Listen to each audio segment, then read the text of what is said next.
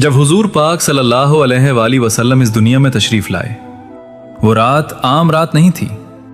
روایات میں آتا ہے کہ اس مبارک رات کئی عجیب نشانیاں ظاہر ہوئیں۔ پہلا معجزہ، حضور پاک صلی اللہ علیہ وآلہ وسلم کی آمد کے وقت ایک ایسا نور ظاہر ہوا جس سے مشرق و مغرب روشن دکھائی دینے لگے۔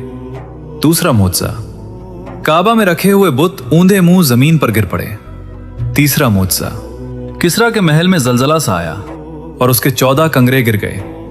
چوتھا معجزہ، فارس کی وہ آگ جو طویل عرصے سے مسلسل جل رہی تھی اچانک بجھ گئی۔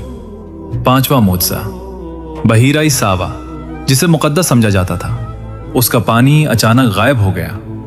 چھٹا معجزہ، روایات میں یہ بھی بیان ہوا ہے کہ اس رات سماوی کی وادی میں ایسا غیر معمولی سیلاب آیا جس نے لوگوں کو حیران کر دیا۔ یہ سب نشانیاں ایک ایسے عظیم نبی کی آمد کی خبر دے رہی تھیں جو دنیا سے جہالت کے اندھیرے مٹانے آئے، جو توحید کا پیغام لے کے آئے اور جنہیں اللہ تعالیٰ نے رحمت للعالمین بنا کر بھیجا۔